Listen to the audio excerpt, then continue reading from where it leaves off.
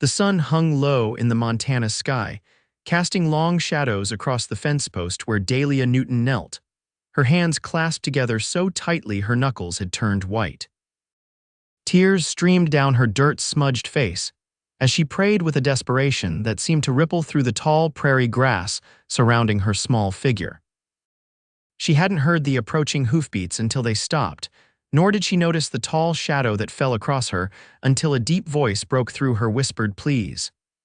"Mind if I pray with you, miss?" Dahlia's eyes flew open, startled by the intrusion. Before her stood a man, tall and broad-shouldered, his face partially hidden by the brim of his worn leather hat. She instinctively reached for the small knife tucked in her boot, but something in his eyes, a gentle sadness that mirrored her own, made her pause. "I don't mean to intrude," the stranger continued, taking a respectful step back. "Just thought no one should have to carry their burdens alone." He gestured toward the horizon where the town of Wallace stood silhouetted against the setting sun, "especially not this far from town." Dahlia quickly wiped away her tears with the back of her hand, embarrassed to be caught in such a vulnerable state. "I'm fine, thank you," she managed, but her voice cracked, betraying her. The cowboy nodded, not pushing further. "Name's Hayes Quinn," he said, tipping his hat slightly. "I'll be on my way if that's what you prefer, but the offer stands." There was something about the way he stood there, respectful yet concerned, that made Dahlia reconsider. In the 3 months since she'd arrived in Wallace, most folks had kept their distance from the strange young woman who'd appeared on the stagecoach with nothing but a small trunk and a haunted look in her eyes. "I'm Dahlia," she finally said, her voice barely audible over the rustling prairie grass. "Dahlia Newton," Hayes nodded, his expression softening. "Whatever you're praying for, Miss Newton, I'd be honored to add my voice to yours. 2 prayers might reach heaven faster than 1. A small, reluctant smile touched Dahlia's lips. "It's my brother," she admitted, surprising herself with the confession. "He's very ill, tuberculosis. The doctor in town doesn't think." She couldn't finish the sentence, the words catching in her throat. Without another word, Hayes removed his hat and knelt down beside her in the dirt, a respectful distance between them. His head bowed, and in the fading light, Dahlia could see the sincerity in his weathered face as he began to pray, his deep voice carrying across the empty plains with a conviction that made her heart ache. For the first time since arriving in Wallace, Montana in the spring of 1878, Dahlia Newton didn't feel quite so alone. Dawn broke over the small ranch house where Dahlia had taken residence on the outskirts of Wallace. She hadn't slept well, thoughts of the stranger who had prayed with her lingering in her mind. There had been something comforting about his presence, something she couldn't quite define, but she had no time to dwell on such thoughts. Her brother needed her. She pushed open the door to the back bedroom where Daniel lay, his thin frame barely visible beneath the quilt. At 22, just 2 years her senior, he looked decades older, the disease having hollowed his once handsome face and dimmed the light in his eyes. "Morning, sunshine," Dahlia said brightly, setting down the basin of water she carried. "It's going to be a beautiful day." Daniel's eyes fluttered open and he offered her a weak smile. "You're a terrible liar, Dee," he wheezed, gesturing toward the window where dark clouds were gathering on the horizon. Dahlia laughed despite herself. "Well, maybe not outside, but in here, with you alive for another day, it's beautiful to me." She helped him sit up, supporting his frail frame as she brought a cup of water to his lips. They had come west on the doctor's recommendation, the dry mountain air supposedly better for Daniel's lungs, but the long journey had weakened him further, and now she feared they had made a terrible mistake. "I met someone yesterday," she said, trying to distract him as she changed his sweat-soaked sheets. "A cowboy. He prayed with me by old man Wilson's fence." Daniel raised an eyebrow, a ghost of his old mischievous expression crossing his face. "A cowboy, huh? Was he handsome?" Dahlia felt heat rise to her cheeks. "I didn't notice," she lied, busying herself with tucking in the fresh sheets. "Another terrible lie," Daniel coughed, but his eyes danced with amusement. "What's his name?" "Hayes Quinn," she replied, trying to sound disinterested. "He works for the Blackwater Ranch, I think. At least that's what the brand on his horse suggested." "Blackwater," Daniel mused, his voice growing fainter as fatigue overtook him. "That's Senator Thompson's place, isn't it? Biggest ranch in the territory." Dahlia nodded, concern creasing her brow as she noticed how the simple conversation had exhausted her brother. "Rest now," she whispered, placing a cool cloth on his forehead. "I need to head into town for supplies. Mrs. Johnson will look in on you while I'm gone." Daniel's eyes were already closing, but he reached for her hand. "Find your cowboy," he murmured, a faint smile on his lips. "I want to thank the man who prayed for me." Dahlia squeezed his hand gently. "Just focus on getting better, that's all that matters." As she left the room, she tried to ignore the tightness in her chest. The doctor had given Daniel 3 months at most, and 2 of those had already passed. All the prayers in the world couldn't change that harsh reality. Still, as she prepared to head into town, she found herself wondering if she might catch a glimpse of Hayes Quinn again. It was foolish, she knew. She had no business thinking about a stranger when her brother lay dying. But there had been something in his eyes, a kindness she hadn't expected to find in this harsh frontier town. The town of Wallace was bustling with activity when Dahlia arrived. Founded just 15 years earlier during Montana's gold rush, the settlement had grown from a handful of tents to a proper town with wooden buildings lining its main street. The railroad had arrived 5 years back, bringing with it a steady stream of new settlers, merchants, and the occasional desperado. Dahlia tied her horse to the hitching post outside the general store, adjusting her simple blue dress and tucking a wayward strand of chestnut hair back into her bun. She had learned quickly that a single woman in a frontier town drew unwanted attention, and she kept her interactions brief and businesslike. Inside the store, she handed her list to Mr. Collins, the proprietor. "The usual supplies, please," she said. "And if you have any more of that cough syrup, I'll take 2 bottles." Mr. Collins' expression softened with sympathy. "How's your brother doing, Miss Newton?" "He's fighting," Dahlia replied, the practiced answer coming easily to her lips. She couldn't bear to speak the truth aloud. As Mr. Collins gathered her supplies, the bell above the door jingled, and Dahlia turned to find herself face to face with Hayes Quinn. In the clear light of day, she could see him properly for the first time. He was younger than she had initially thought, perhaps around 30, with a strong jaw partially covered by a neatly trimmed beard. His eyes were a striking blue, a stark contrast to his sun-darkened skin. "Miss Newton," he said, removing his hat. "Good to see you again." Dahlia felt an unexpected flutter in her stomach. "Mr. Quinn, I didn't expect to run into you so soon." A smile played at the corners of his mouth. "Wallace isn't exactly a big city, hard to avoid running into folks." Mr. Collins looked between them with interest. "You two know each other." "We met briefly yesterday," Dahlia explained quickly, not wanting to invite gossip. Hayes nodded, his expression serious once more. "How's your brother today?" The genuine concern in his voice surprised her. "About the same," she admitted, "but he'd like to thank you for your prayers. They meant a lot to both of us." "I'd be honored to meet him sometime," Hayes said. "If that would be appropriate, of course."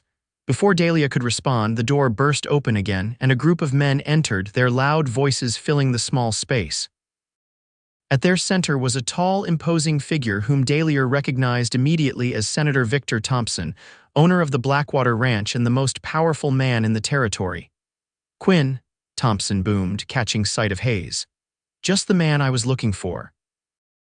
We've got trouble at the North Pasture. Jenkins says he found another 3 heads slaughtered." Hayes' expression darkened. "Wolves again?" Thompson shook his head, lowering his voice. "Same as before, clean cuts, meat taken, the rest left to rot. This ain't no animal, it's rustlers, and they're getting bolder." Dahlia watched as Hayes transformed before her eyes, his gentle demeanor replaced by something harder, more dangerous. "I'll gather a few men and ride out immediately," he said, his hand unconsciously moving to the pistol at his hip. Thompson nodded approvingly, then noticed Dahlia standing nearby. "Who's your friend, Quinn?" he asked, his gaze assessing her in a way that made her skin crawl. "Miss Dahlia Newton," Hayes replied. "She and her brother arrived in town a few months back." Thompson's eyes narrowed. "Newton. You're renting the old Miller place, aren't you? Out by Crooked Creek?" Dahlia nodded, uncomfortable under his scrutiny. "Yes, sir, just temporarily while my brother recovers his health." Thompson grunted. "That land's been sitting empty too long. Might be looking to buy it myself, add it to the ranch holdings." Dahlia felt a chill run through her. The small ranch house was all they had, and the thought of being forced to move in Daniel's condition terrified her. "The owner assured me we could stay as long as needed," she said, trying to keep her voice steady. "Did he now?" Thompson's smile didn't reach his eyes. "Well, everything has its price in this territory, young lady, remember that." Hayes stepped forward, his body language protective. "We should head out, Senator. Daylight's wasting." Thompson gave Dahlia one last appraising look before turning away. "Indeed, a pleasure, Miss Newton." As the men filed out, Hayes lingered for a moment. "Don't worry about Thompson," he said quietly. "He makes threats, but he's all business underneath. He won't bother you or your brother." Dahlia nodded, grateful for his reassurance.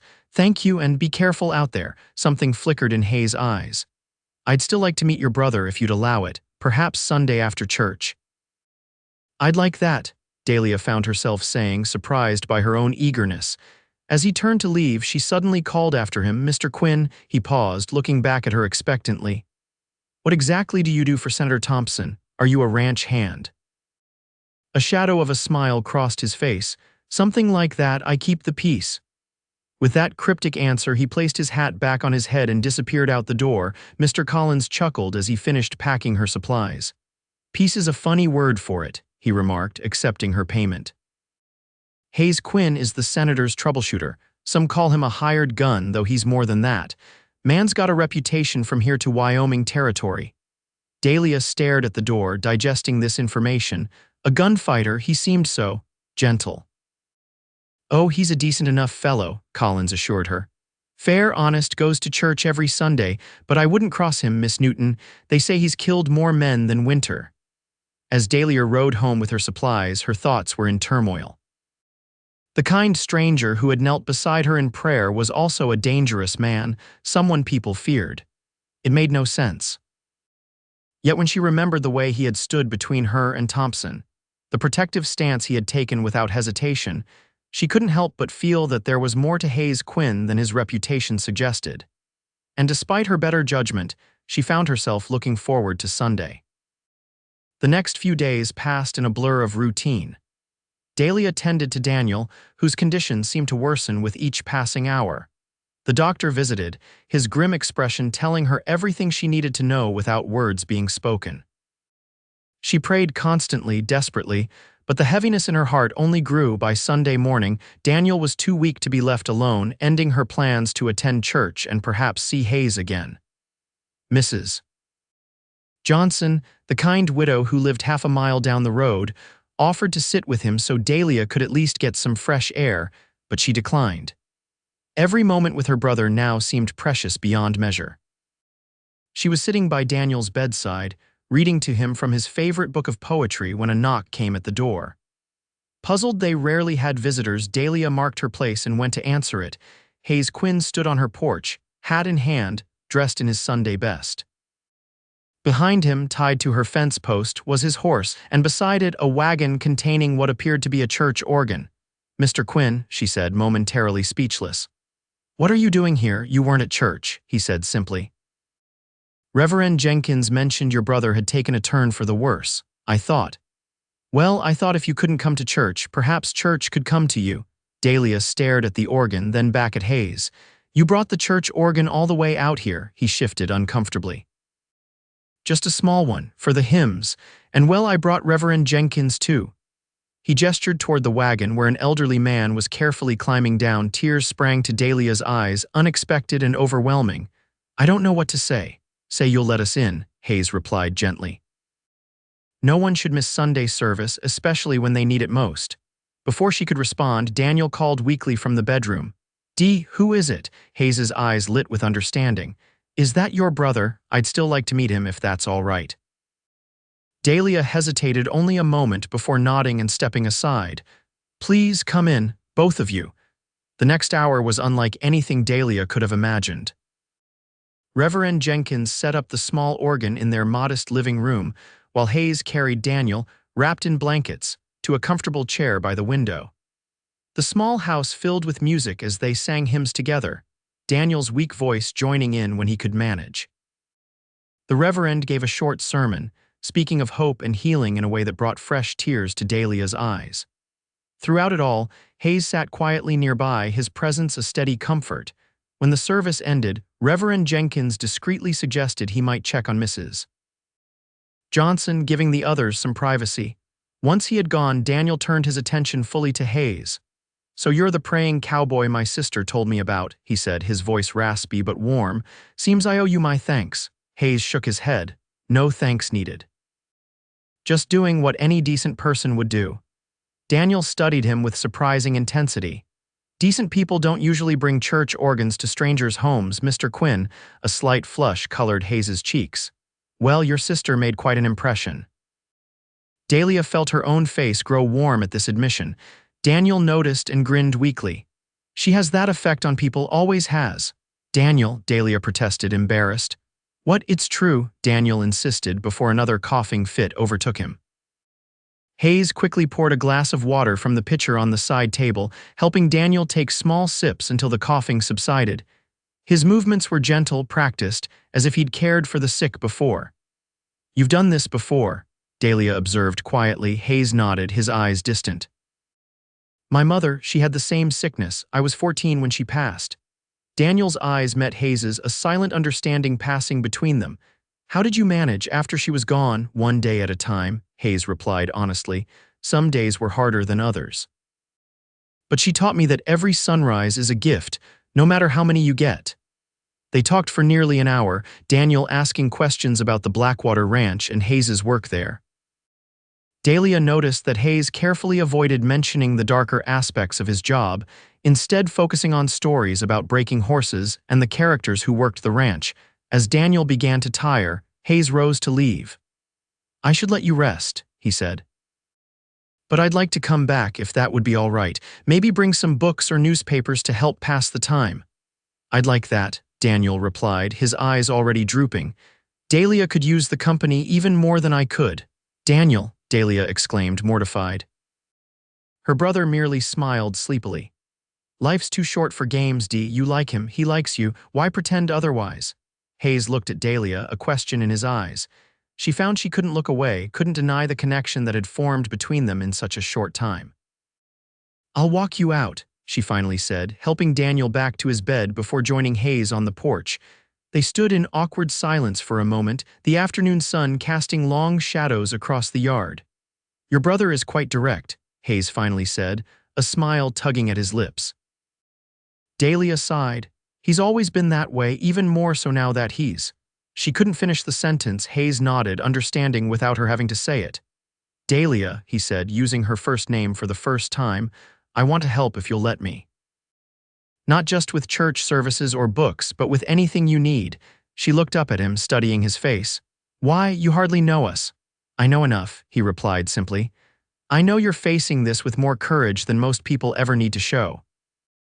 I know you're alone in a strange town with no one to lean on, and I know what it's like to watch someone you love slip away a little more each day." Dahlia felt tears threaten again and blinked them back. "People in town say you're dangerous," she said, needing to address what Mr. Collins had told her. Hayes didn't flinch from her gaze. "I am, to those who threaten what I'm sworn to protect." "And what is that?" "Justice, peace. People who can't protect themselves." He paused. "I've done things I'm not proud of, Dahlia, I won't lie about that, but I've never drawn on a man who didn't deserve it, and I've never taken pleasure in violence." She believed him, she realized. Despite everything she'd heard, despite the warning bells that should have been ringing in her mind, she believed in the goodness of this complex man. "Come back tomorrow," she said suddenly. "Daniel would like that, and so would I." The smile that lit up Hayes's face made him look younger, almost boyish. "Tomorrow, then," he agreed, placing his hat back on his head. As he rode away with Reverend Jenkins and the church organ, Dahlia stayed on the porch, watching until they disappeared from view. For the first time since arriving in Wallace, she felt something other than dread and sorrow. It was a fragile, tentative feeling, but she recognized it all the same. Hope. True to his word, Hayes returned the next day and the day after that. Sometimes he brought books or newspapers. Other times fresh game he'd hunted or vegetables from the ranch gardens. He spent hours sitting with Daniel, telling stories of his travels across the territories, or reading aloud when Daniel was too tired to talk. Dahlia watched their growing friendship with a mixture of joy and trepidation. Daniel was growing weaker by the day, and she feared the pain Hayes would feel when the inevitable happened. Yet she couldn't deny that her brother's spirits had improved dramatically since Hayes had entered their lives. For the first time in months, Daniel laughed regularly, his eyes bright with interest in the world beyond his sick room. As for her own feelings, Dahlia tried to keep them carefully guarded. In the quiet moments when Daniel slept, and she and Hayes sat on the porch together, watching the sunset paint the Montana sky in vibrant colors, she found herself drawn to him in ways that both exhilarated and terrified her. "Tell me about your life before Wallace," Hayes said one evening as they shared a simple supper of rabbit stew. Dahlia hesitated, then decided there was no harm in telling him. "We're from Boston originally. Our parents died in a fire when I was 16. Daniel was all I had left. He was studying to be a doctor when he got sick." She stirred her stew absently. "We had to sell everything to pay for his treatments, and then the doctor recommended the mountain air. So here we are. What will you do after?" Hayes trailed off, unable to finish the question. "After Daniel dies." Dahlia said it plainly, forcing herself to face the reality. "I don't know, I have some savings, enough to get back east perhaps, but I'm not sure there's anything to go back to." Hayes was quiet for a long moment. "You could stay in Wallace," he finally said, his voice carefully neutral. "It's growing. They need a school teacher. I've heard you're well educated." Dahlia looked at him, surprised. "You've been asking about me." A faint smile crossed his face. "Perhaps." "And what about you?" she asked, deflecting the conversation away from herself. "How did a cowboy who quotes scripture and brings church organs to the sick end up as Senator Thompson's hired gun?" Hayes leaned back in his chair, his eyes on the darkening sky. "After my mother died, I drifted. Did whatever work I could find, ranch hand, scout for the army, even tried my hand at prospecting for a while." He paused. "I was good with a gun, always had been. It's a skill that people value out here." "How did you start working for Thompson?" 5 years ago, there was trouble in Wallace. A gang of outlaws moved in, started terrorizing the town. Thompson's daughter was among those threatened." Hayes's expression hardened at the memory. "I happened to be passing through, stepped in when no one else would. When it was over, Thompson offered me a job, good pay, a place on the ranch, and his protection if my past ever caught up with me." "Your past?" Dahlia asked, intrigued. Hayes met her gaze directly. "I've made enemies, Dahlia, men who wouldn't hesitate to use anyone close to me as leverage." The implication was clear, and Dahlia felt a chill run through her. "Is that why you've never married? Because it would put someone at risk?" "Partly," he admitted. "And partly because I never met anyone who made me want to take that risk, until recently." The intensity in his eyes made her breath catch. Before she could respond, Daniel called from inside, his voice tight with pain. Dahlia jumped up immediately, the moment broken. "I should go," Hayes said as she returned from administering Daniel's medicine. "Will you be all right?" Dahlia nodded, suddenly exhausted. "We've had worse nights. The medicine will help him sleep soon." Hayes stepped closer, hesitating only briefly before reaching out to tuck a loose strand of hair behind her ear. "You're the strongest person I've ever met, Dahlia Newton," he said softly. "Remember that." As he rode away, Dahlia found herself touching the spot where his fingers had grazed her cheek, her heart racing despite her exhaustion. 2 weeks later, on a stormy afternoon in late August, Daniel Newton took his last breath. Dahlia had been holding his hand, reading from his favorite poem, when she felt the subtle change in his grip. She looked up to see his eyes, clear and peaceful for the first time in months, fixed on a point beyond her shoulder. "It's so beautiful, Dee," he whispered, a smile spreading across his thin face. "Don't be afraid." Then he was gone, slipping away so quietly that for a moment Dahlia thought he had simply fallen asleep. It was only when she felt for his pulse and found nothing that the reality crashed over her. She didn't know how long she sat there, holding her brother's hand as the rain pounded against the windows. At some point, she must have walked to the door, because the next thing she knew, she was standing on the porch in the downpour, screaming her grief into the storm. That was how Hayes found her, drenched and shaking, her voice gone hoarse from crying out. He had ridden through the storm, some instinct telling him she needed him, and arrived just as the worst of her breakdown was passing. Without a word, he gathered her into his arms, letting her collapse against his chest as a fresh wave of sobs racked her body. He carried her inside, away from the rain, and sat with her by the fire, holding her until her tears subsided into quiet hiccups. "He's gone," she finally whispered, her voice raw. "I know," Hayes replied, stroking her wet hair. "I'm so sorry, Dahlia." There was no false comfort, no platitudes about Daniel being in a better place or time healing all wounds, just acknowledgement of her loss and a solid presence to lean on. It was exactly what she needed. The next few days passed in a blur of arrangements. Hayes handled everything, speaking with the undertaker, arranging the burial plot, even building the coffin himself from fine wood he brought from the Blackwater Ranch. Senator Thompson, upon hearing of Daniel's death, surprised Dahlia by sending a wreath of flowers and offering his ranch hands to help with whatever was needed. The entire town of Wallace turned out for the funeral, many of whom had never even met Daniel. They came out of respect for Hayes, Dahlia realized, and the gesture touched her deeply. After the service, as people began to disperse, Hayes stood with Dahlia by the fresh grave. "What will you do now?" he asked gently. Dahlia stared at the simple wooden cross bearing her brother's name. "I don't know," she admitted. "Everything happened so fast, I haven't had time to think beyond today." "Stay," Hayes said, the word coming out more forcefully than he seemed to intend. "At least for now, give yourself time to grieve before making any decisions." She looked up at him, seeing the concern in his eyes. "And if I decide to stay permanently," something flickered across his face, hope, perhaps, or fear. "Then Wallace would be richer for it," he replied carefully. Dahlia knew he was holding back, respecting her grief, not wanting to complicate her decision with his own feelings. It made her care for him even more. "I'll stay," she decided. "For now." The months that followed brought gradual healing. Dahlia took Hayes' suggestion and approached the town council about a teaching position. With her Boston education and proper manners, she was quickly hired to run the small schoolhouse 3 days a week.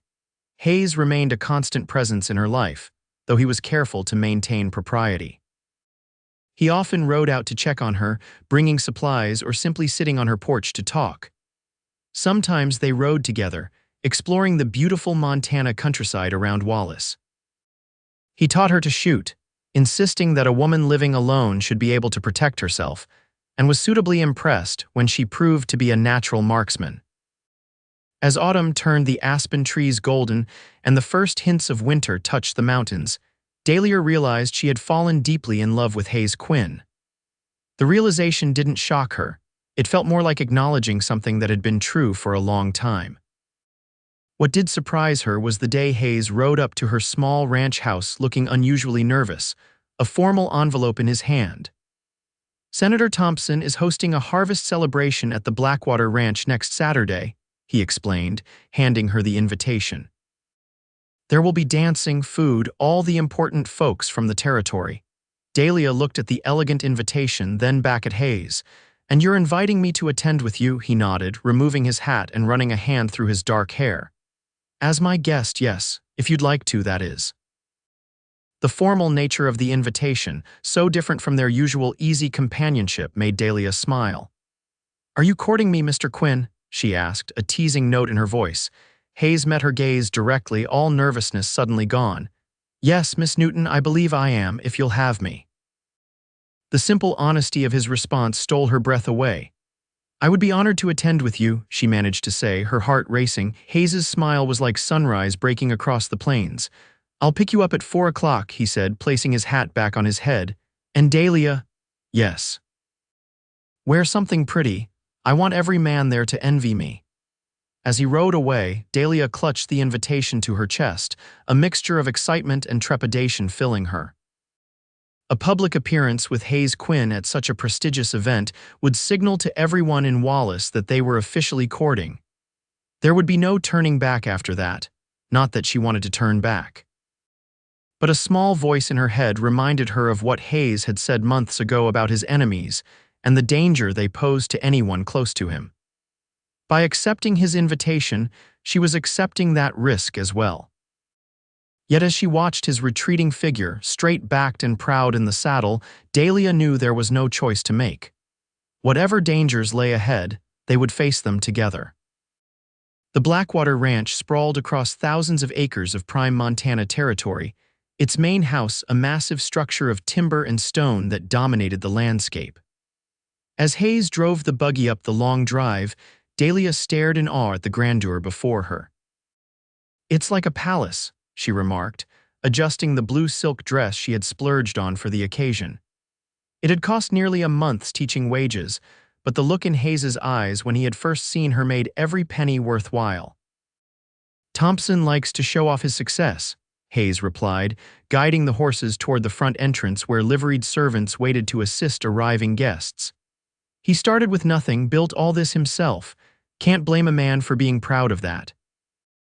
As they entered the grand hall, decorated lavishly with autumn foliage and blazing chandeliers, Dahlia felt the weight of curious stares.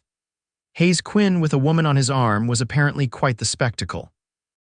Senator Thompson himself strode forward to greet them, his imposing figure commanding attention. "Quinn, Miss Newton, welcome to my humble home."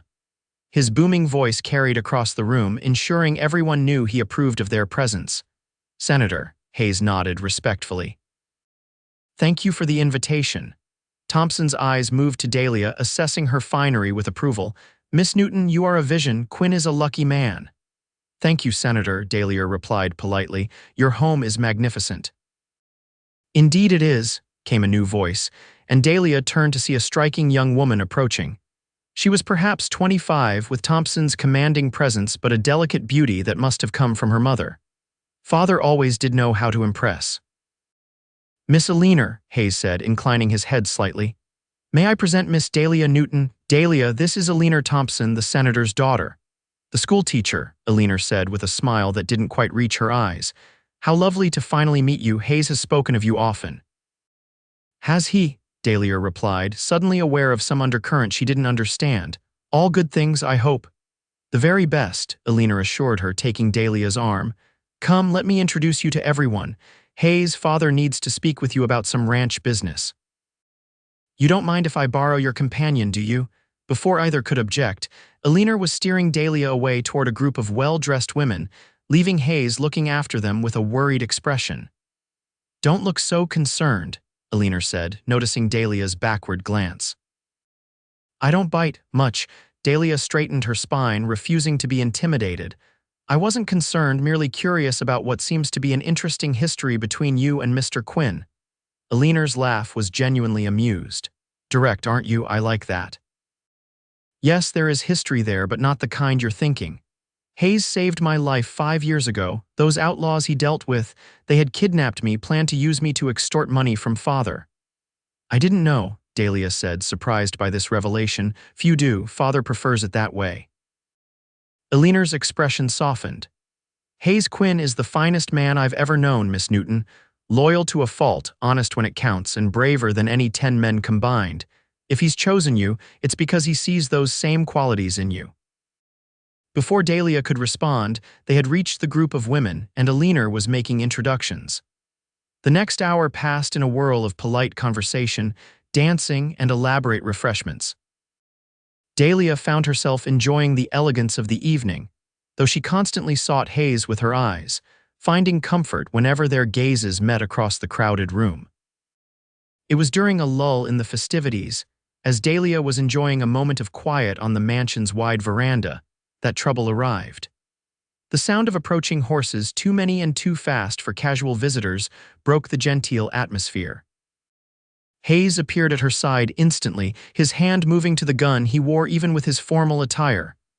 "Get inside," he said quietly, his eyes scanning the darkness beyond the veranda. "Find Aliner, stay with her."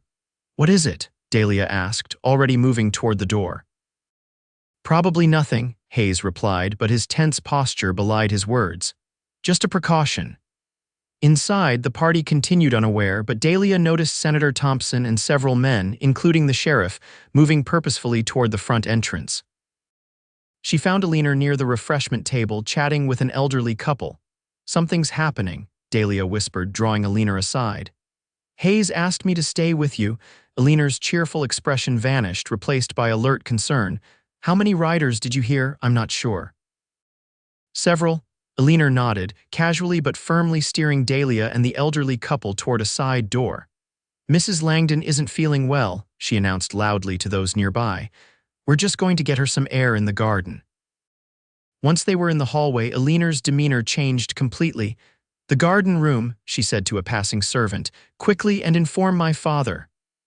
What's happening? Dahlia asked as they hurried down a long corridor. I'm not sure yet, Eleanor replied grimly. But Hayes doesn't take precautions lightly. If he's concerned, there's reason to be. They reached a pleasant, glassed-in room filled with exotic plants and comfortable seating. Eleanor ushered the confused elderly couple inside, then closed and locked the heavy door behind them. This room has the thickest walls in the house, she explained, moving to draw the curtains. Father had it built as a refuge after what happened 5 years ago. Dahlia's heart raced as she heard distant shouting, then what sounded horribly like gunfire. Hayes is out there, she said, moving toward the door. Eleanor caught her arm. Yes, and he's the best at what he does. Trust him, Dahlia. The next 30 minutes were the longest of Dahlia's life. More gunshots rang out, followed by the thunder of hooves and shouted commands. The elderly couple, Mr. and Mrs. Langdon, she learned, huddled together on a settee while Eleanor paced the room like a caged tigress. When a knock finally came at the door, Eleanor approached cautiously. Who is it? It's me, Ellie, came Hayes's voice, and Dahlia nearly collapsed with relief. It's safe now. Eleanor unlocked the door to reveal Hayes, his formal wear dusty and a small cut bleeding above his right eye, but otherwise unharmed. What happened? Eleanor demanded as Dahlia rushed to his side, examining his injury with concern. The Delaney gang, Hayes replied, allowing Dahlia to dab at the cut with her handkerchief. They've been working their way through Montana, hitting wealthy homesteads during social gatherings.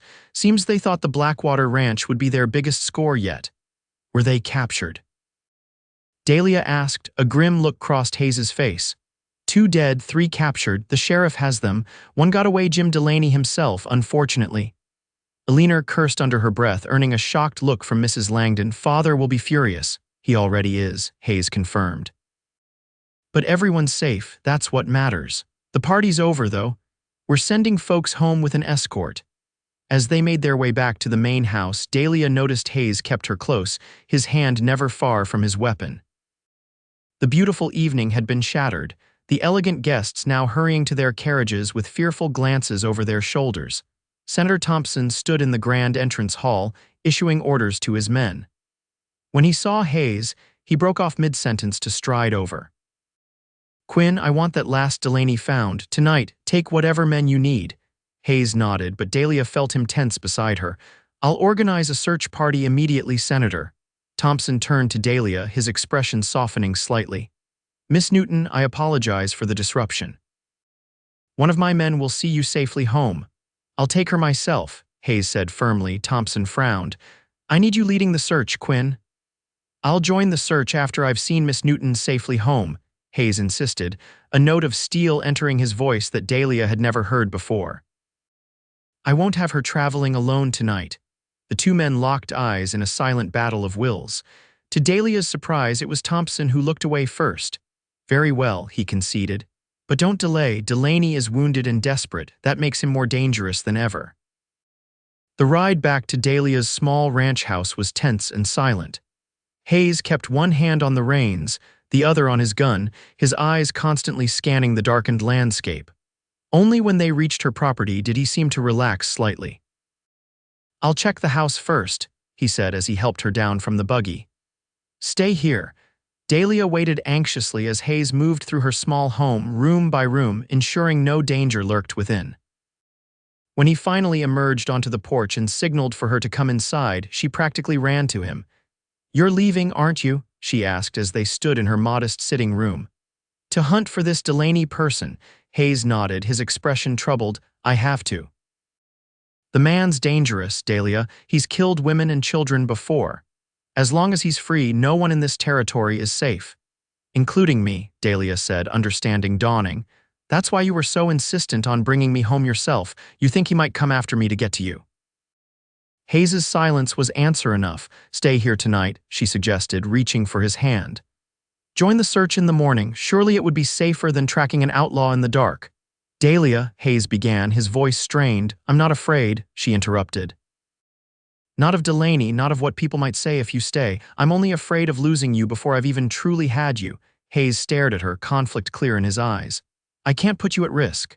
"I'm already at risk," she pointed out. "You said yourself that Delaney is dangerous and desperate. What if he's out there right now, watching this house? Wouldn't I be safer with you here than alone?" It was a compelling argument, and Hayes knew it. Finally, he nodded.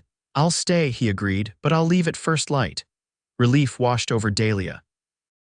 "Thank you," she whispered, squeezing his hand. "Now let me look at that cut properly."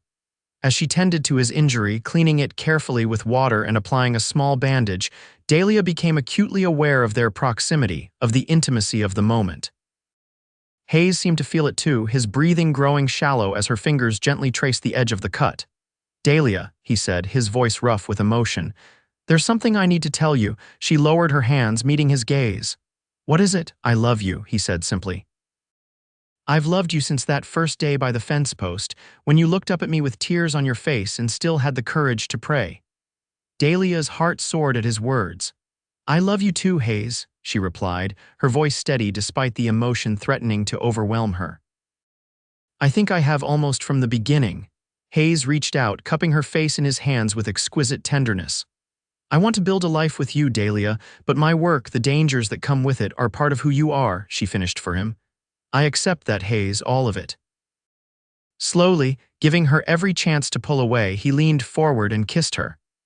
It was gentle at first, almost reverential, but quickly deepened into something more urgent. Years of loneliness and longing poured into a single connection. When they finally parted, both breathing heavily, Hayes rested his forehead against hers. "Marry me," he whispered. "Not someday, not when it's safer or easier. Marry me now, Dahlia, before I lose my mind or my courage." Dahlia laughed, joy bubbling up from deep within her. "Yes," she answered without hesitation. "Yes, Hayes Quinn, I will marry you." He kissed her again, and for a few precious moments, the dangers waiting outside her door seemed very far away, but reality couldn't be held at bay forever. As they sat by the fire, planning their future in quiet voices, a sound from outside shattered their peaceful interlude, the unmistakable crack of a branch breaking under a heavy footstep. Hayes was on his feet instantly, gun drawn, positioning himself between Dahlia and the window. "Get down," he ordered in a whisper. "Stay away from the windows." Dahlia complied immediately, her heart pounding as she crouched behind the sofa. Hayes moved silently to the door, extinguishing the lamp as he passed it, plunging the room into darkness broken only by the dying firelight. For several long minutes they waited in silence. Then came a voice from outside, slurred but menacing. "Quinn, I know you're in there. Come out and face me like a man." Hayes's expression hardened. "Delaney," he confirmed quietly. "What do we do?" Dahlia whispered, fear gripping her heart. Hayes moved back to her side, crouching beside her. "I'm going out there. He wants me, not you." "No," Dahlia grabbed his arm. "That's exactly what he wants, to draw you out into the open." "I don't have a choice, Dahlia. He'll start shooting soon, and these walls won't stop his bullets." Outside, Delaney's voice grew more agitated. "Quinn, you took my brothers. Now I'm going to take something from you." A shot rang out, shattering the front window and sending glass spraying across the floor. Dahlia flinched but remained silent, her mind racing for a solution. "There's a shotgun in the bedroom," she whispered. "Daniel's. I kept it after he died. If I can get to it." "No," Hayes cut her off. "Stay here, I'll handle this." "Together," Dahlia insisted. "We handle this together. You taught me to shoot, remember? I'm not helpless." Hayes looked at her for a long moment, then nodded reluctantly. "All right, I'll distract him, draw his fire. You get to the bedroom, but Dahlia, only shoot if you have no other choice." "Understand," she nodded, determination replacing fear. "Be careful," she whispered, pressing a quick kiss to his lips before they separated. Hayes moved to the shattered window. "Delaney," he called out, "let's talk about this." "Nothing to talk about," came the reply, followed by another shot that splintered the doorframe. "You killed my brothers." "Your brothers died because they chose to be outlaws," Hayes replied evenly, edging toward the door as Dahlia crept toward the bedroom. "Just like you're choosing this path right now." While Hayes kept Delaney engaged, Dahlia reached the bedroom and quickly located Daniel's shotgun in the trunk at the foot of the bed. It was loaded, just as she'd kept it since learning to use it. Taking a deep breath, she moved to the bedroom window, which offered a view of the yard where Delaney would be standing in the dim moonlight. She could make out a figure crouched behind her water trough, a rifle aimed at her front door. Hayes was still talking, his voice calm and reasonable despite the danger, trying to coax Delaney into surrendering. Dahlia carefully opened the window, wincing at the slight creak. Delaney didn't appear to notice, his attention fixed on the front of the house where Hayes's voice came from. Raising the shotgun, she took aim, just as Hayes had taught her. "Jim Delaney," she called out, her voice stronger than she felt. "Drop your weapon or I'll shoot." Delaney spun toward her voice, surprise evident even in the darkness. His rifle swung in her direction too late. The shotgun roared in Dahlia's hands, the recoil slamming into her shoulder with bruising force. Delaney staggered but didn't fall, returning fire wildly. In that moment of confusion, Hayes burst through the front door, his own gun blazing. Delaney screamed in pain and rage, firing once more before collapsing to the ground. Silence fell, broken only by the ringing in Dahlia's ears from the shotgun blast. She stood frozen at the window, the gun still clutched in her shaking hands.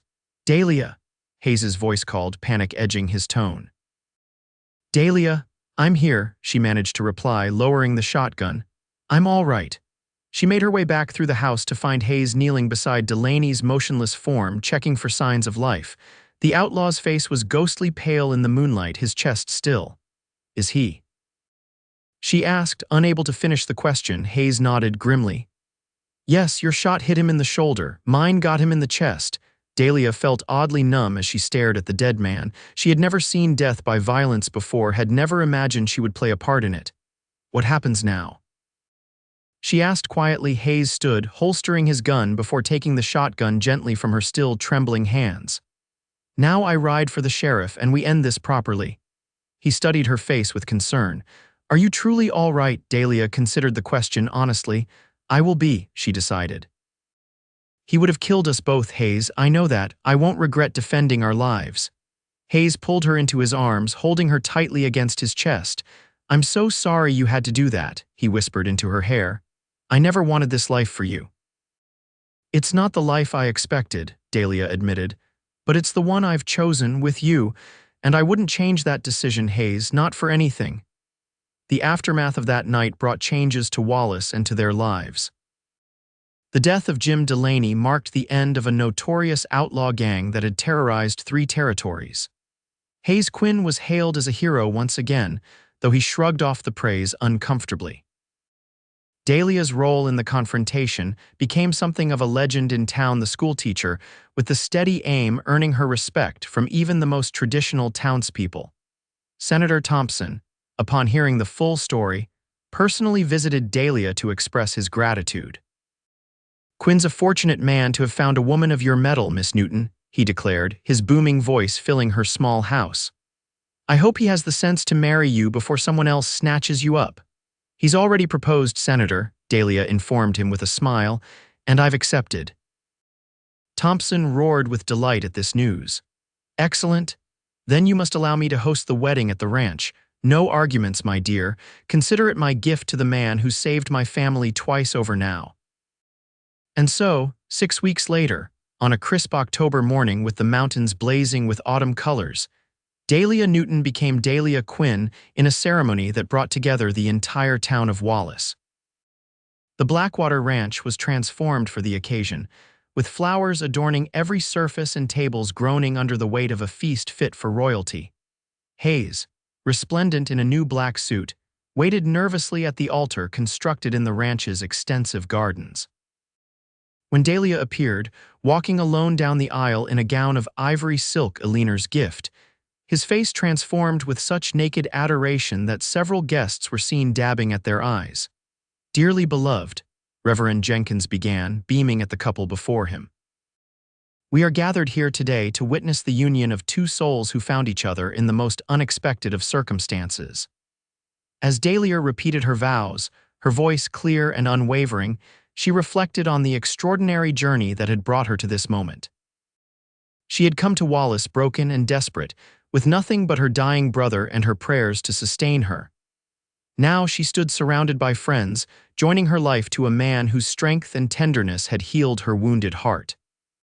"I now pronounce you husband and wife," Reverend Jenkins declared. "Hayes, you may kiss your bride."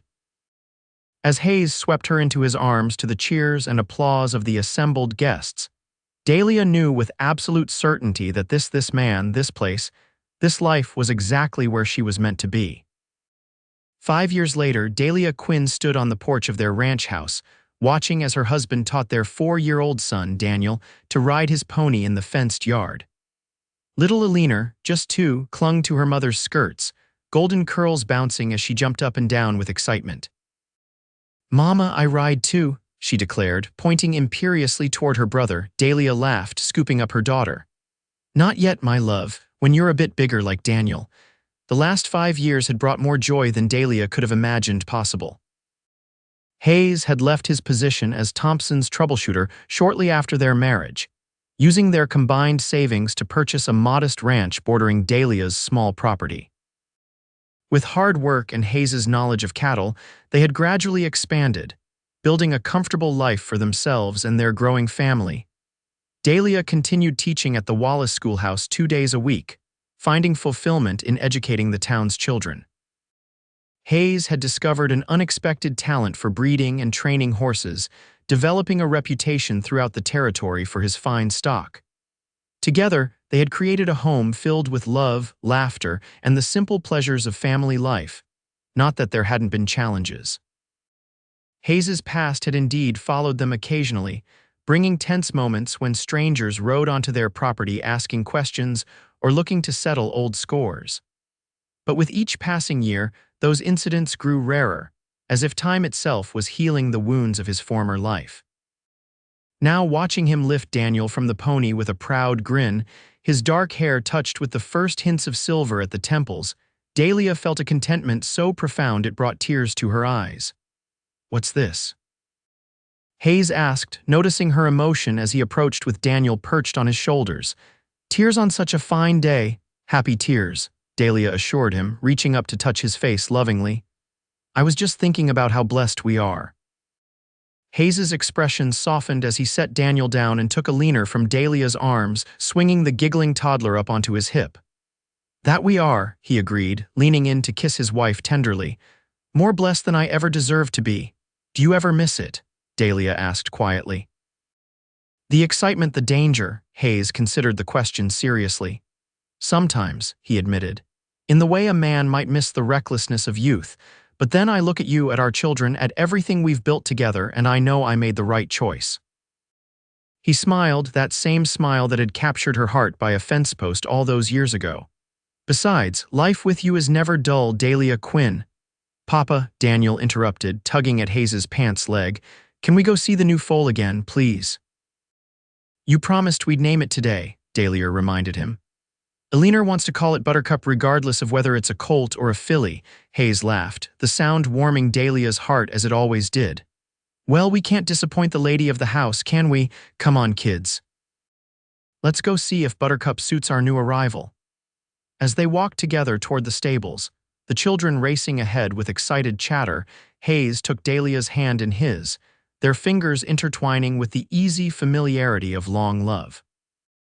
"I thank God every day for leading me to that fence post," he said quietly, "for giving me the courage to stop to ask if I could pray with you. And I thank him for giving me the courage to say yes," Dahlia replied, squeezing his hand. "To you, to this life, to everything that followed." The Montana sun bathed them in golden light as they followed their children, the future stretching before them as vast and promising as the wide open plains of their beloved homeland. From a simple prayer shared by a fence post had grown a love strong enough to weather any storm, tender enough to heal the deepest wounds, and true enough to last a lifetime. And in the end, that was the greatest blessing of all.